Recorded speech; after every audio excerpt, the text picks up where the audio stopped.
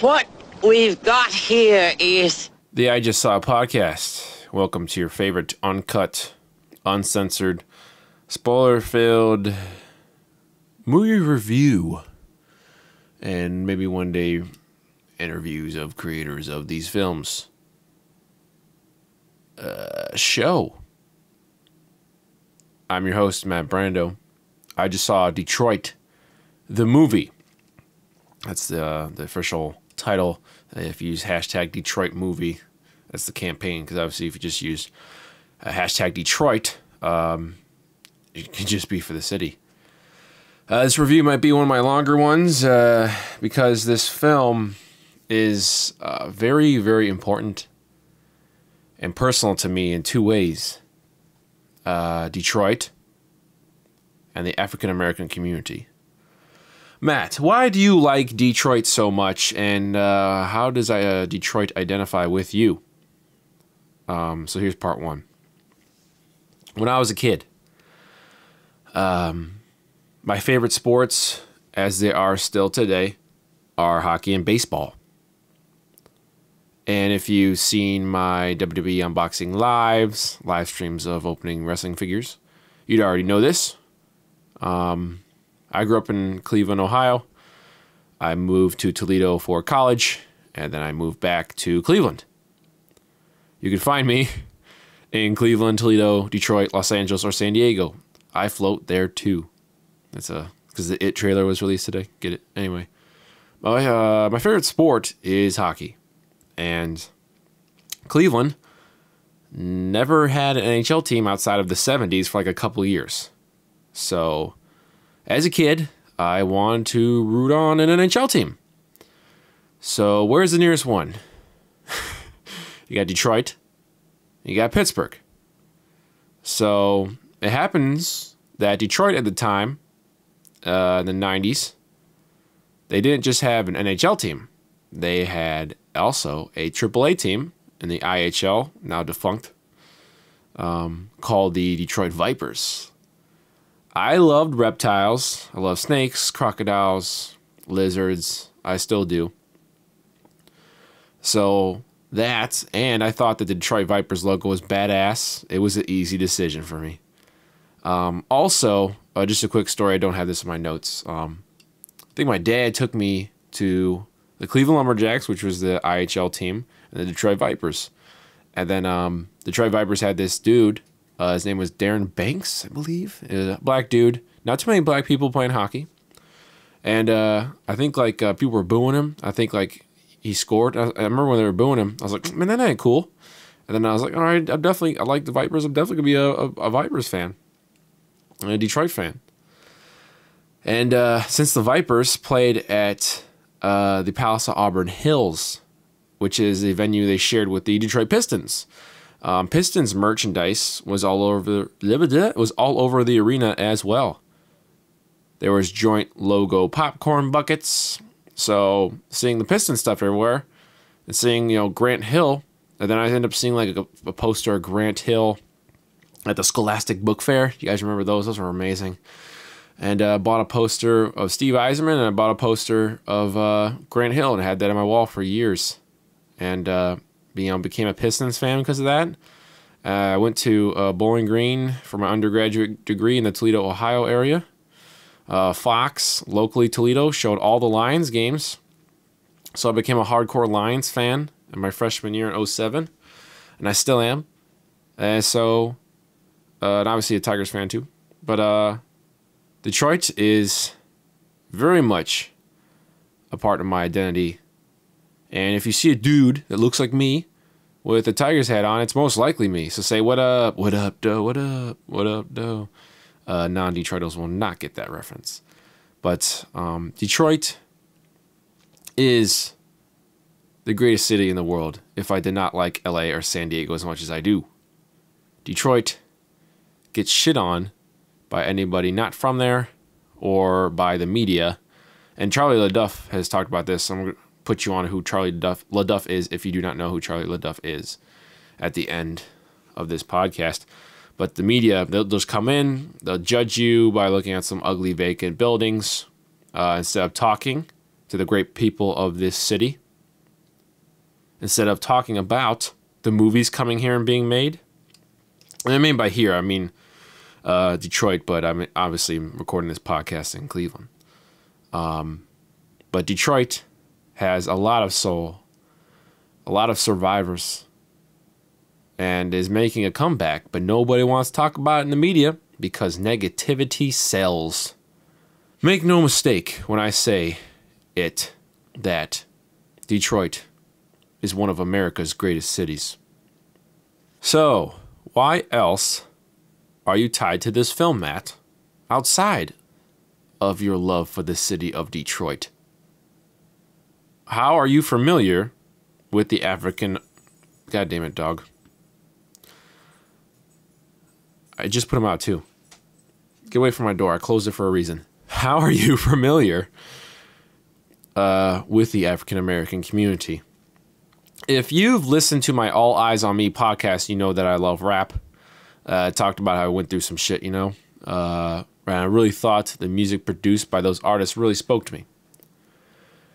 I never knew in high school or so, when I started in early college, that listening to that was just the beginning of my journey. When I went to Bowling Green, my sophomore year sucked. And I want to say this, I don't have this in my notes, but I just watched this this video about oversharing.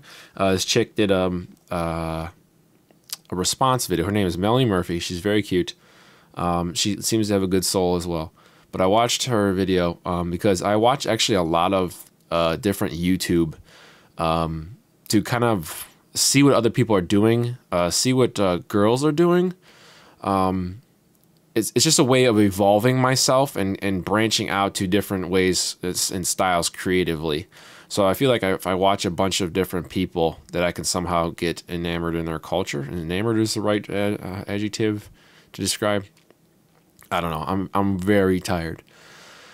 So I like watching like chicks on YouTube from time to time. But she said there's a... I didn't get to finish it because I'm so fucking busy. That oversharing possibly could be a bad thing. So this might be, I don't know, oversharing, but at the same time I feel like I need to say this stuff so you can understand my perspective and viewpoint of where I'm coming from and all that shit. So, Bowling Green, my sophomore year, 2008, sucked. First half of it. First 2 quarters, first semester. I hated it so much because all my hippie friends from freshman year, who opened up my mind to loving and accepting all people, flunked out. And I wanted to go back home to Cleveland and my dog and finish my degree at like Akron University, you know, somewhere close to home, because I didn't have any friends left really. But something happened. I made black friends, and my black friends saved me. Period. My boy Jerry, who's black, who actually played hockey with, believe it or not. There's a motif there of the black man playing hockey. He went to Bowling Green, and that second year, he was a year behind me, so that was his freshman year. I ran into him in the dorm bathroom. And I was like, Jerry? And he's like, G-Man? Because G-Man was his nickname to me. Jerry and I were pretty close. I don't think he had a Facebook or anything at the time. But Jerry and I were really close in high school playing hockey together. I only played with him for 1 year because I only played 2 years in Lakewood. We were over in Lakewood Club. And we're very close that we would like pray before the start of the games on the ice right before puck drop. So like him and I are like a nice connection. And he called me G-Man, which stood for like, you know, Goldie Man. You know, it doesn't stand for like gangster or anything. So that was him and I's like nickname, or his nickname for me, I should say. And I saw him in the bathroom. I chopped it up with him for about like, I don't know, a couple minutes. I had my shit because, you know, the dorms, you share the bathrooms with everybody. So I had my shit, which is like a little cabbie of stuff. So I was going to shave. He's like, and then at the end of the conversation, he's like, "Hey, don't cut yourself shaving." I was like, "All right, thanks." Him and all his friends, and a lot of people in another dorm moved to our dorm because their dorm was being under construction. So they vacated everybody from that building and put them in our building. And because I knew Jerry Jerry had his group of friends, and he just, I don't know, introduced me to his friends, and then we started just chilling. I don't know if y'all listening, but what's up, Dwight, Rico, Brian, David, Marcus, and my brother James. All of them were black except Rico. He's Puerto Rican from Brooklyn. Shout out to Rico. You listening, bro? I sent you my Dunkirk review. I don't know if you listened to it all the way through, but if you listen to this one, dude, you were doing your thing in Arizona, doing that theater shit, bro. Keep that shit up. Some of them at first probably didn't accept me. I think even James, before we came really close, said like, yeah, I don't know about you, man. Because, you know, different cultures. But once Jerry vouched for me and he started knowing who I was, we got close. And I can't blame him for not knowing. But it was probably when in the dorms and Brian and Rico and Dwight's room, we sang the first verse of Wu-Tang's Cream together. And I think that's when, they thought, yeah, Matt's all right. They knew I was down, that I was cool, I was straight, and that saved me. I could finally recite lyrics from music that spoke to me with a group of friends, with lyrics that specifically spoke to them. So it was like, wow, finally, So after college, got close to my brother James, went to where he lived in the hood of Cleveland once a week for like 2 or 3 years straight. We would go out to the suburbs to see a movie, check out the women. Before that, though, sometimes it'd be cold, so we go work out in the gyms in the hood of Cleveland. And there's been times where I was broke. I didn't have nothing in my bank account at all, except maybe I had $20 in my pocket to pay for the gas to go to the hood and come back, and maybe pay for the movie. I've gone to the inner city rec centers in Cleveland, lifted weights on benches that were like all torn up and shit, like torn down to like the wood on the bench. I've used broken machines. People looked into my eyes and they didn't see a white man; they saw a broken man. So, yeah. I mean, I played basketball with Bloods, East Cleveland. I'm not gonna say which street, but it's on the hundreds numbers. I don't want police listening to this and then go raiding some people. I don't know. They were cool with me. I don't got a problem with them.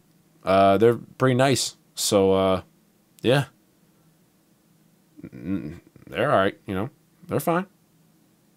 I have also gotten my share of police racial profiling.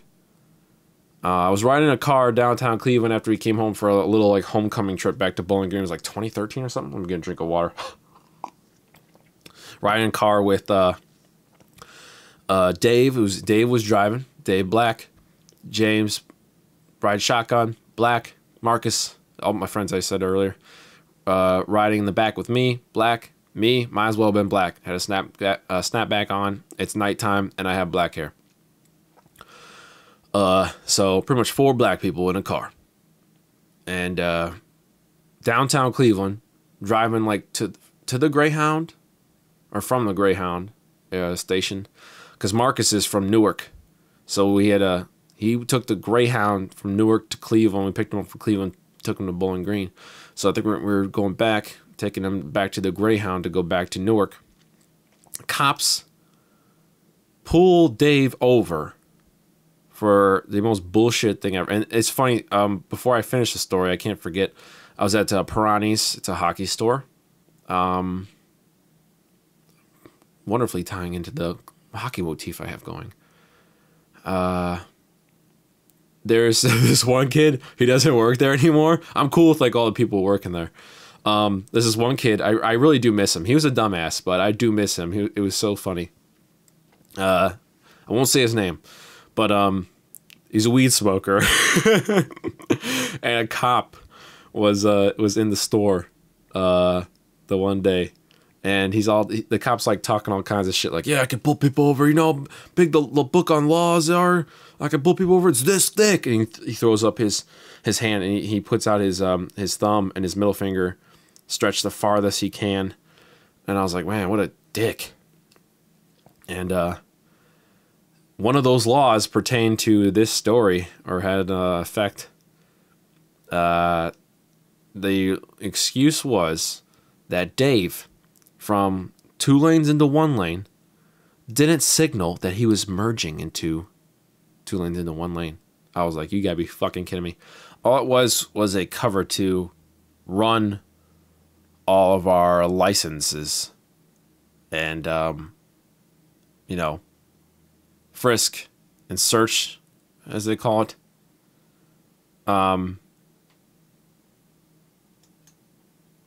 Stop and frisk, is that what it is? So they ran all our licenses, obviously we're all fine. But one of the cops came back, there's 2 cops, both white. I guess I'll have to clarify. One of them says to Marcus, hey, you looks like you're on probation. What'd you do, kill anybody? And then Marcus was all playing off like, oh, no, hell no. And then like, I was like, wow, what kind of fucking shitty joke is that? And then they let us go. And obviously everybody was mad, including myself. But James was super pissed. James is a strong black man. So he got more madder than mad when he get talking down to by the police there. And so he's going on a rant, and I'm agreeing with it. And at the end he goes, he turns over to me and says, Matt, you are now officially black. And it was true, because I knew what it was like to be stopped and frisked. I knew what it was like to be a minority in America. I knew what it was like to be racial profiled by the police. So, that's why I choose to take up the name Brando. I want to take up Lawrence from Lawrence of Arabia. It's a film from like, I think this early 60s or his late 50s. I think it was early 60s. This guy, it's one of the greatest films ever made, but I haven't seen it in like years. But it's about this guy. I think he's a British officer, and I think he's sent over a mission in the Middle East.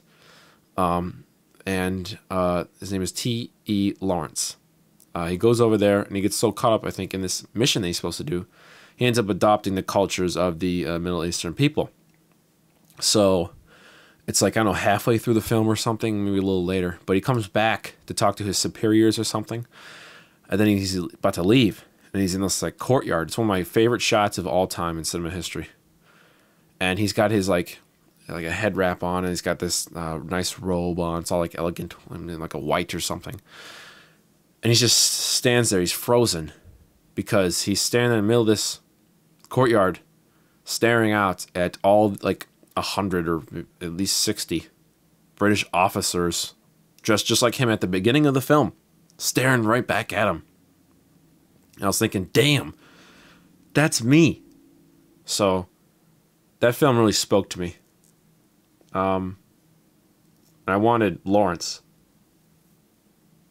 However, I believe Lawrence is taken by Matthew Lawrence from Boy Meets World. I think that's a thing. I think that's him. So, I was like, fuck. What the hell do I do? I had to think who was like totally against racism in Hollywood. Who stood up for, injustice, or stood against injustice. Who's, stood up for justice. And I can only think of Brando. You're probably thinking, well, why not just call yourself Matt Justice if you want to fight for justice? Oh, don't worry. You might see a Matt Justice show up in a video or two. He's my wrestling alter ego. But I thought, from what I remember, Brando stood up for the Jews in the Holocaust, I believe. Brando stood up for Native Americans, which is well documented. And Brando stood up for African Americans and civil rights. And I believe after Martin Luther King was assassinated, that Brando went to downtown Harlem, I think, with the mayor at like midnight. Like, who would do that? So I thought, I want to spiritually be one with that. So, Michael Keaton, his real his last name, isn't really Keaton. It's actually Douglas. So like Michael Douglas is obviously taken with the Actors Guild, and so I can't do Matthew Lawrence. So Michael Douglas can't do Michael Douglas. So Michael Douglas took Michael Keaton, and he chose Keaton, I believe, because he liked Diane Keaton or something on those lines. But was he married to her? I don't know. No, he was not. He was married once to Caroline Williams. Yeah. So now these two very personal and deeply affectionate things about me that you can understand when I say that the film was good, but I felt like it could have been something really, really great. Yesterday I said I saw a movie, and my dad texted me, "What movie did you see?" I said, "Detroit." "Oh, did they show downtown?" I'm like, "No." "Oh, did they show Olympia or Tiger Stadium?" "Nope." Oh. Willie Horton, great Detroit Tiger, who's number 23, was retired by the Tigers in 2000. I think he's a 4-time All-Star. From Detroit, hometown hero. Went from a ball game he played downtown in 1967 during the season. He just played the game. Left the stadium. Went to the streets of the riot and tried to stop people from continuing the riot. And he tried to do this with his baseball uniform still on. He wasn't successful. However, the Tigers ended up winning the World Series the next year in 1968, which helped the city by putting back and amending race relations at least a little bit. And it made Horton a champion of the world. This was not covered in Detroit, the movie. Oh. There are two films that you can pretty much not beat when it comes to race relations, police brutality, and black-on-black crime, for me. These two films are Crash from '06, which I think is a great fucking movie. A lot of people, Crash is overrated. Nah. And Boys in the Hood from 1991. And I'll go as far as saying Straight Outta Compton. That was a great film that really showed off this in a way that needed to be seen. And I think Detroit needed to aspire to be like one of these movies. The Detroit riots began before the looting started. Before they began rioting, Detroit was racist. After World War II, all the jobs that manufacturing brought with it pretty much kind of ended. A lot of people, mostly white, fled to the suburbs, making Detroit no longer the powerhouse city that it was in America. It was one of the greatest cities in America during this time. And all this amounted to something that made Detroit a whole lot less. Detroit police was racist as fuck against black people, talking down to them, abusing them. Stores and shops would profile and charge more money for products for black people than white people. The Detroit city schools, much like today, were fucked. Student numbers rose for classrooms, and teachers did not. Funding also did not rise. Funding for the suburbs did, however. All of this added to that Sunday night in summer 1967. Black people were discriminated against in bars, so they made their own after-hours establishments called blind pigs or speakeasies. They've been around since, the Prohibition era. But they kind of just kept them around because of the racism they had to deal with, all the prejudices. So the 1967 Detroit riot started with police, I think, just getting a call, but they profiled the blind pig where black people were celebrating the return of 2 GIs coming home from Vietnam. 2 GIs were also black soldiers. Police arrest everybody, and commotion was in the community outside on the streets saying, what the hell, that's not right. People getting angry. And the riot started when a man threw a bottle at the police. And then it kind of just escalated from there. People started looting stores. People started defending their own stores with guns. People were shot. People were killed. I did like how the Michigan State Patrol or National Guard guys weren't 100% racist. Some of them were good guys. But even some of them, the good guys, were turning a blind eye to all the shit that the Detroit police were up to racism-wise. It's a perfect parallel. It's a perfect parallel to present day. We see in the news all the time all the injustices going around in the world with African Americans being gunned down by police. So a lot of people think police are bad, but not all police are. But there are police officers out there that do not speak up, like the State Patrol, Michigan State guys in this film. There's a scene where racist shit's going down. They see that Detroit police is abusing their power, but they said it's not our jurisdiction, let's move on. So they are a part of the problem. And this is happening today with all this bullshit going down. So this film is needed. It's a need for a dialogue between police and anyone unlawfully gunned down by them. Our country is fucked with this. Police kills in Japan, 2017, 0. Police kills in Great Britain in 2017, 0. Police kills in America in 2017 so far. 650 kills. I saw this this video. I think it was a Taiwanese police station somewhere. I think Asian police station or whereof.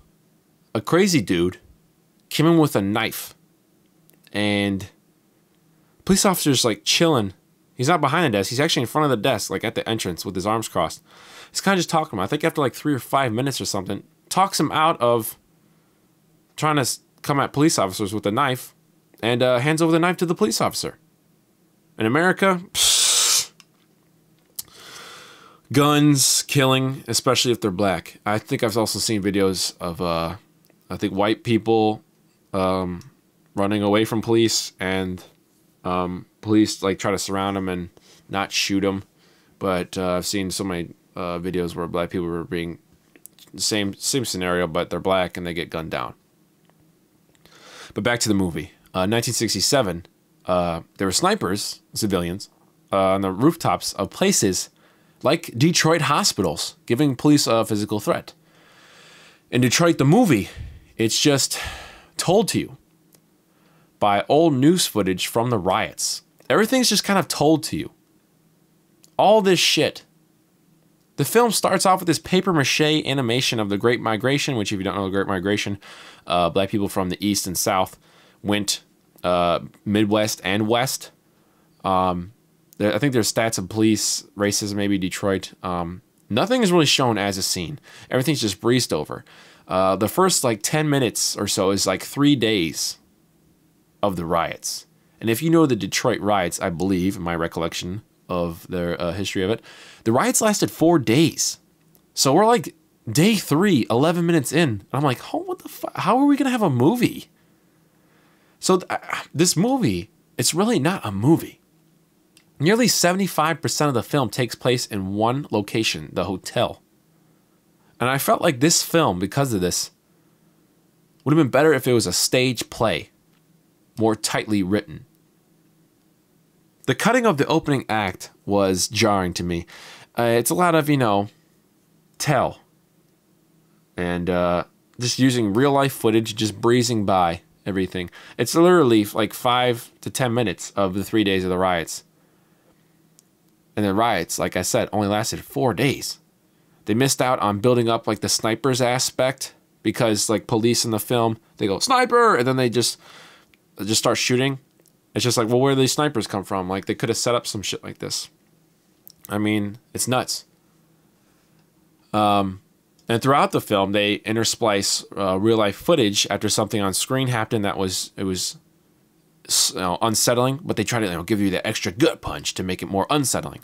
And I don't think it was necessary, because it took me personally out of the story. I was really invested in what was going on screen, and instead of hitting me with that gut punch like you wanted me to, what really happened to me was the impact just kind of sizzled away. It did the opposite. It took my attention and fed it like elsewhere. An example for an analogy here, if I do remember it correctly, for Schindler's List, which is another hard movie to watch and is a fantastic, perfect film. Did Spielberg take certain aspects of history,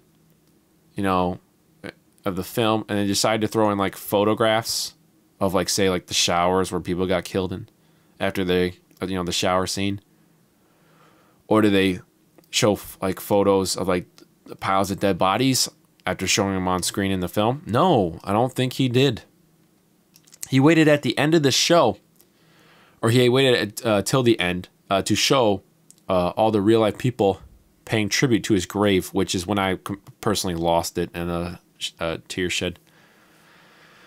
Because he was building towards this moment, and I felt like Detroit never should have cut away to the photographs. You might like them, but I think you should have trust and faith in yourself as a filmmaker to what you're showing on screen is portrayed real enough to the audience that doesn't make them second guess what they're watching is fake. So, with the portrayal of realness, I did feel that the film's directing choice of a handheld camera was a good one from the beginning. Right from the start, I was like, this is good. This is very immersive. However, about 2/3 of the way through, I was just sick of it. Maybe it was because there was just too much of it, and it was just all over the place. And I probably wouldn't have minded it if the movie wasn't too damn long. What the hell was that? I'm so sick of this chair. This movie is 2 hours and 23 minutes, and it feels honestly like 3 hours long. It feels way too long. I felt like that huge sequence, it's like 75% of the movie, the hotel interrogation was just dragging towards the end. I felt like there's like just 10 minutes too long or so, maybe 15. I felt like the climax of the movie was when the police finally leave that hotel. It was very tense. It was very good filmmaking, but the film just kept dragging on. And after every 10 minutes or so, after the hotel stuff ended, I kept thinking, the movie's going to end. But they just kept stalling the ending. And the movie just keeps going. John Boyega's character just kind of fizzled away. No resolution for him. After the huge, Act 2 of the hotel interrogation, he's like arrested by police and questioned. And I'm like, where the fuck did this come from? I was like, all right, I guess, racist Detroit, 1967. And then we see him in court, which he's not, I guess, arrested anymore. And then he randomly confronts one of the racist police officers who are on trial, and the guy's let go. Then he goes outside, throws up in disgust in like the bushes. And I think that's it for him for the story. You get a bunch of slides at the end of the movie showing what happened to everybody, which is typical, and it works. That's another thing I just remembered.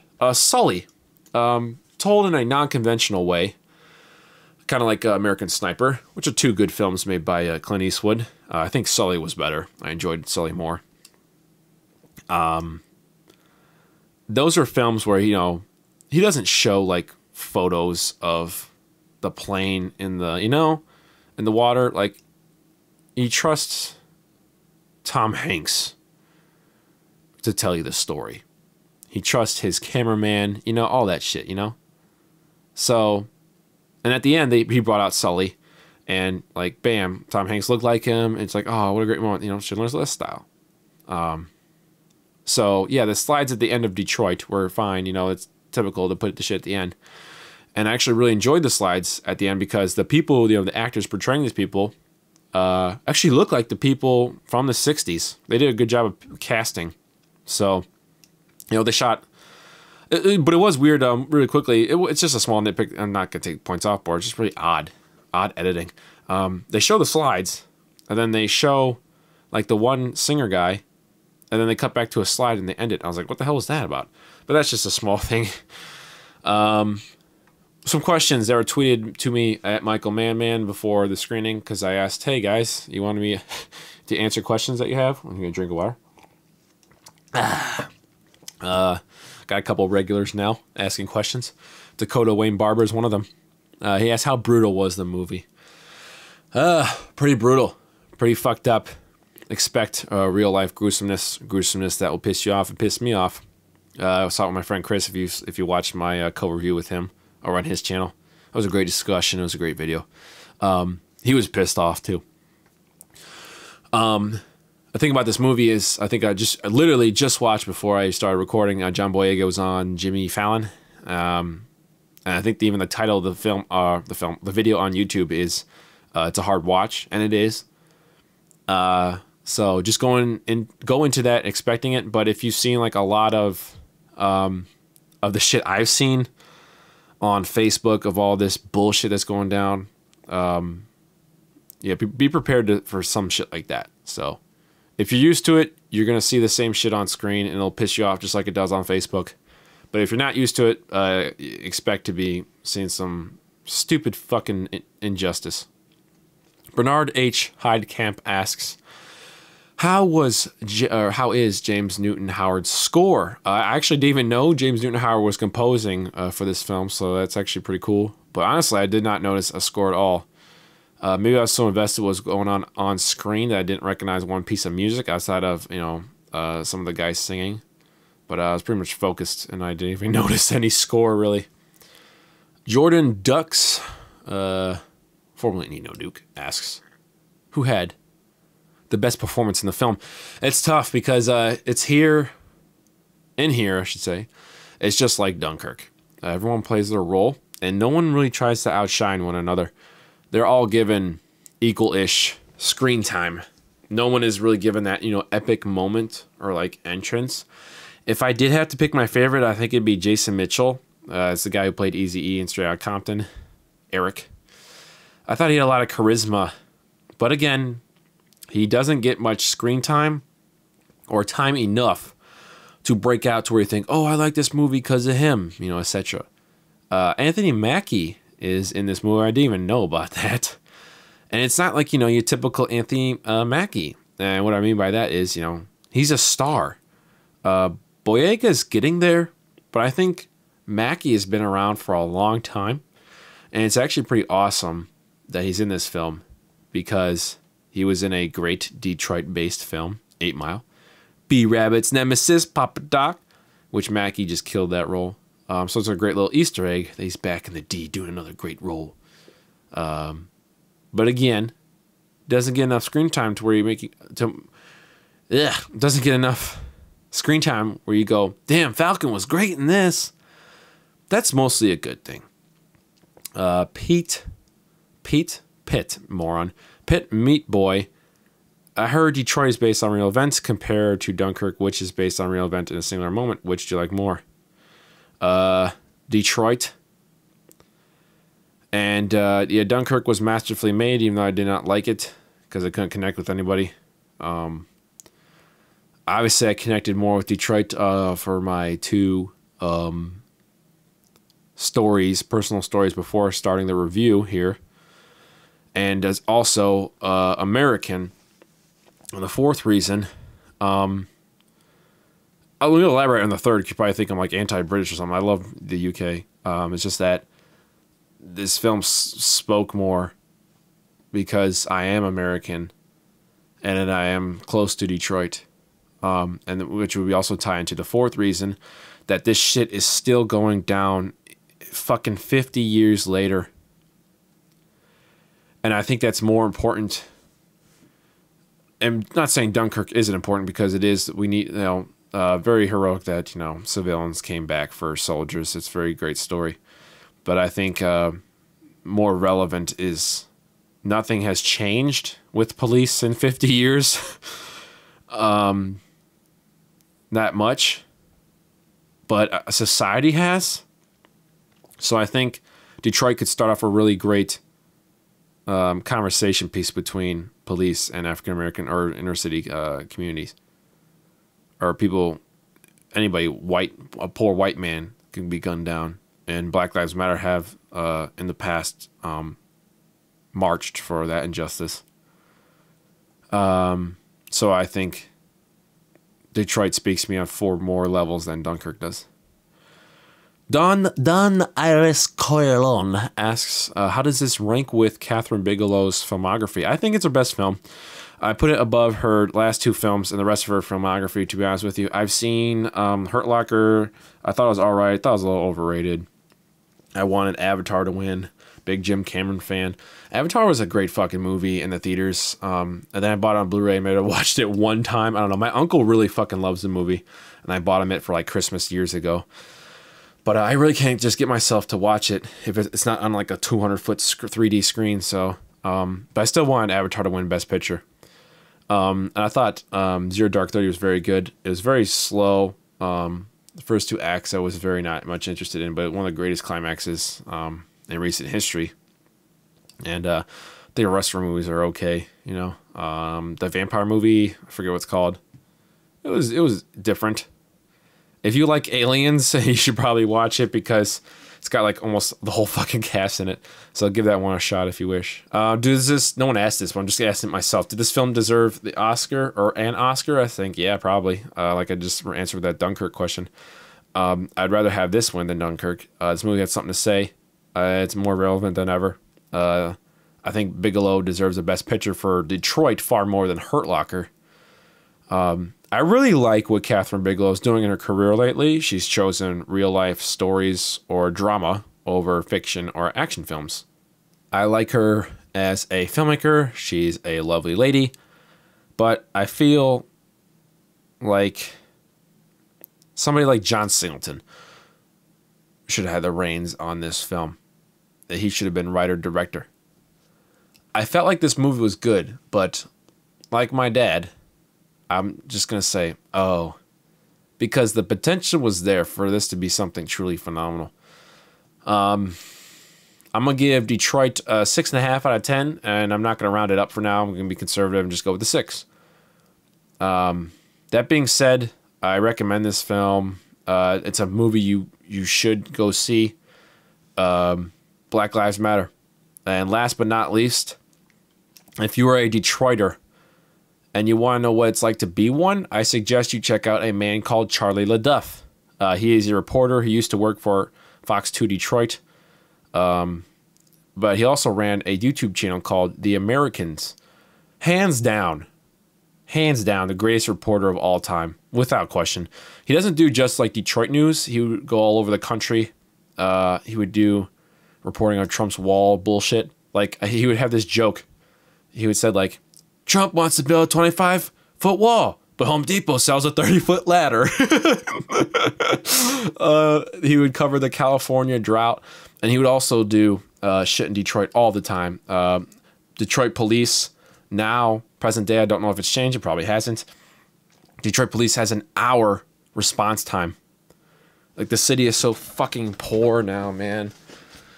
Like, he would call out the politicians on their stupid shit. Oh my god, him and the mayor would get into it so many times because the mayor would do all these like fucking stupid shits about raising the construction for all like the abandoned houses, or deconstruction, I should say, the demolitions. Charlie Duff is a guy who just fights for people, and he has a Pulitzer Prize under his belt, and I really recommend you check out his YouTube channel, his news stories, The Americans. And he also has a book, Detroit: An American Autopsy. This is not an ad. I'm not friends with Charlie. I'm just a huge supporter of what he does. And right now he's currently on break from reporting for Detroit 2 or Fox 2, and for the time being. So I hope he comes back, in the future. He says he needs a break, but I hope he continues to fight for the American people. This fucking guy, just like everybody else in Detroit, loves conies. So he's at a fucking Coney Island. and some guy tried to like rob the fucking the Coney Island. Charlie runs out and fucking like apprehends the suspect. Fucking amazing human being. So if you want, you can tweet him at Charlie LaDuff and tell him I sent you his way. I love you, Charlie. I love the people who worked on this movie. And I love you, Detroit. Thank you for listening. I'll catch you on the next one. I don't know when that will be. I might do Baby Driver, but I might also wait for Baby Driver to come on home video and release. So definitely look out for, I think, Ghost in the Shell. I think I'm going to buy that one and review it and have my friend Chris on because he loves Ghost in the Shell, the original materials. And I think it'd be a great discussion to have. Thank you, guys. One love. Bye. End of line. Good luck and congratulations on choosing Senior Press. Regret to have the American ambassador expelled after the incident. The U.S. State Department responded quickly with a formal apology.